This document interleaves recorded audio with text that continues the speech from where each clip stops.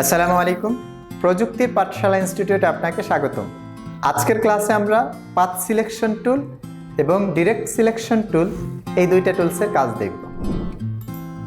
আমরা যখন পেন টুলে শেপ মোডে কোনো শেপ ক্রিয়েট করি, আমি এখানে কালারটা সিলেক্ট করে নিচ্ছি, স্ট্রোক আপাতত অফ করে নিচ্ছি।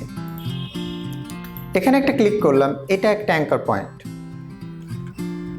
এখানে আরেকটা ক্লিক করলাম, এটা একটা অ্যাঙ্কর পয়েন্ট। এখানে আরেকটা অ্যাঙ্কর পয়েন্ট নিলাম,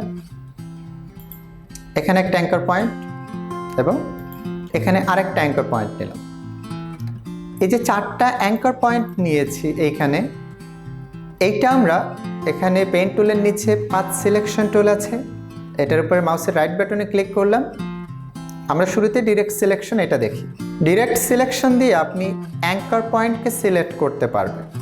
যেমন এখানে টেনে ড্রাগ করে এই অ্যাঙ্কর পয়েন্টটাকে সিলেক্ট করলাম, এটাকে আমি এখান থেকে বড় ছোট করে নিতে পারি।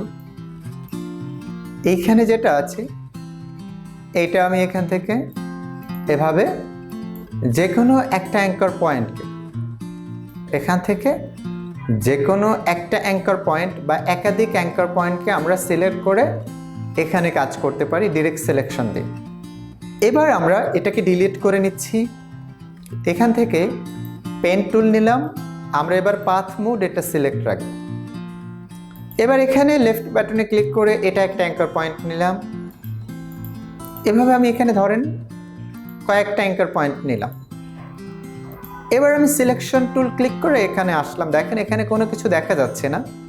আমরা এখানে পাথ প্যানেলে এসে এই প্যানেল যেটা আছে এটাতে ক্লিক করলাম, আর আমি এখানে পাথ সিলেকশন টুলটাকে সিলেক্ট রাখি। দেখেন এখন দেখা যাচ্ছে যে আমার পাথ এইখানে ক্রিয়েট হয়েছে।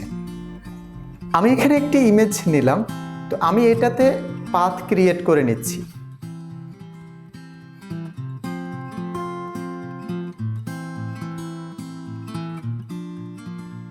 আমরা এখানে যে পাথটি ক্রিয়েট করেছি এটা পাথ সিলেকশন টুল দিয়ে আপনি এটাকে সিলেক্ট করতে পারবেন। এটা হলো পাথ সিলেকশনের কাজ। আর এইটাতেই আপনি ডিরেক্ট সিলেকশন যেটা আছে এটা দিয়ে যে কোনো একটা অ্যাঙ্কর পয়েন্টকে আপনি সিলেক্ট করে কাজ করতে পারবেন অথবা একাধিক অ্যাঙ্কর পয়েন্ট নিতে পারবেন। এই কাজটাই হলো পাথ সিলেকশন এবং ডিরেক্ট সিলেকশনের কাজ। এখান থেকে আমরা যখন কোনো পাথ নেই অথবা কোনো অ্যাঙ্কর পয়েন্ট, মেইন কাজ হলো অ্যাঙ্কর পয়েন্টে কাজ করে ডিরেক্ট সিলেকশন টুল। আর যখন আপনি একটা পাথ নেন ওই পাথটা আপনি দেখার জন্য অথবা মুভ করার জন্য আপনি পাথ সিলেকশন টুল দিয়ে কাজ করতে পারেন। আজকের ভিডিওটি এ পর্যন্তই। আপনি যদি এই ভিডিও প্রথম দেখে থাকেন, আমরা ফটোশপের উপরে অনেকগুলো সিরিজ টিউটোরিয়াল দিয়েছি, আপনি চাইলে প্লেলিস্টে গিয়ে ভিডিওগুলো দেখে নিতে পারেন।